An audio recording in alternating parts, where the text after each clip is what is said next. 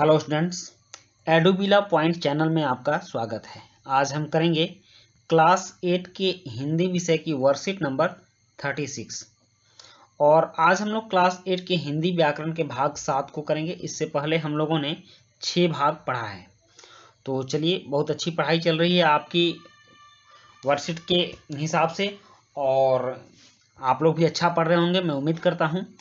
तो चलिए शुरू करते हैं। प्यारे बच्चों, आप जानते हैं कि संज्ञा या सर्वनाम के जिस रूप से वाक्य के दूसरे शब्दों के साथ उसका संबंध ज्ञात होता है उसे कारक कहते हैं और कारक के 8 भेद होते हैं। मतलब संज्ञा और सर्वनाम का जो भी रूप हो उसका वाक्य के साथ जो संबंध बनता है और उसे कारक कहा जाता है। और कारक के 8 भेद होते हैं। कौन कौन से 8 भेद होते हैं? तो कारक के 8 भेद होते हैं: कर्ता कारक, कर्म कारक, करण कारक, संप्रदान कारक, अपादान कारक, अधिकरण कारक, संबंध कारक और संबोधन कारक।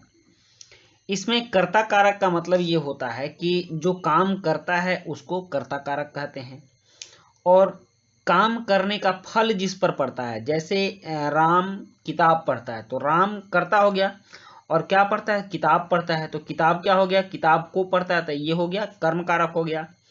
अब करण कारक का मतलब होता है जिससे कोई कार्य किया जाता है, जिसके द्वारा, जिसकी सहायता से।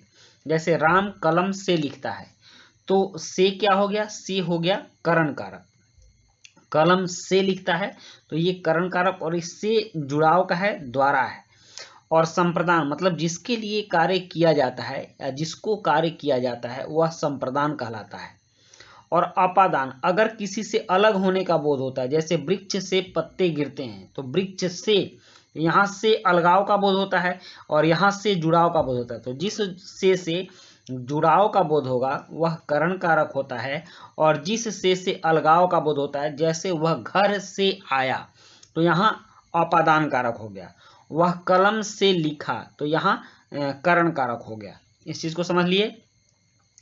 अब अधिकरण में या पर, जैसे वह घर में अपना कार्य करता है तो में क्या हो गया? अधिकरण कारक हो गया। वह घर पर अपना कार्य करता है तो यह भी हो गया अधिकरण कारक हो गया। इसके बाद होता है संबंध कारक, तो जिससे कोई संबंध जुड़ता है, जैसे राम का भाई, सीता की बहन, राम के पिता, ये तीनों संबंध कारक हो गए। और संबोधन जिस शब्द से किसी को संबोधित किया जाता है, जैसे हे, अरे, अहो इत्यादि। तो इस तरह से कारक 8 हैं और सारे कारक के अपने अपने चिन्ह होते हैं। जैसे कर्ता का चिन्ह ने हो गया, कर्म का चिन्ह को, करण का से, संप्रदान का के या को, अपादान का से अलगाव के लिए, अधिकरण का में या पर, संबंध का के की और संबोधन का हे और अरे। इसको याद करने का भी बहुत ही सिंपल तरीका होता है। आप इसको बहुत अच्छे ढंग से याद कर सकते हो। जैसे कर्ता ने कर्म को, करण से, संप्रदान को के लिए, अपादान से, अधिकरण में पर, संबंध काके की, संबोधन हे अरे। बहुत आसानी से यह याद हो जाने वाला है, तो आप इस ढंग से आप याद कर सकते हैं। अब आइए कारक का अभ्यास करते हैं। यहाँ अभ्यास प्रश्न भी दिया गया है, जैसे कि निम्नलिखित वाक्यों में रेखांकित शब्द कौन सा है? ये जो रेखांकित है, श्याम की पत्नी मेरी बहन है, तो ये कौन सा कारक है यहाँ? तो श्याम की पत्नी मेरी बहन है, तो यहाँ संबंध बन रहा है श्याम की पत्नी, तो ये कौन सा कारक हो जाएगा? यह हो जाएगा संबंध कारक। संबंध कारक हो गया। उसके बाद है वह आगरा से बस से आया, तो यहाँ क्या है? जुड़ा, यहाँ यह जो से है, यह से इससे अलगाव का बोध हो रहा है, मतलब आगरा से आया, तो आगरा से आया, यह आगरा से हट रहा है, आगरा से अलगाव हो रहा है, इसलिए इसमें हम लोग अपादान कारक लिखेंगे। लेकिन वहीं अगर बस से आया कहते तो बस से रहता तो यह करण कारक हो जाता, लेकिन आगरा से आया मतलब आगरा से अलग होकर के आया है, तो यह क्या हुआ? अपादान कारक होगा। अपादान कारक, अलगाव के लिए हम लोग अपादान कारक का उपयोग करते हैं। उसके बाद है अरे तुमने यह गिलास तोड़ दिया। तो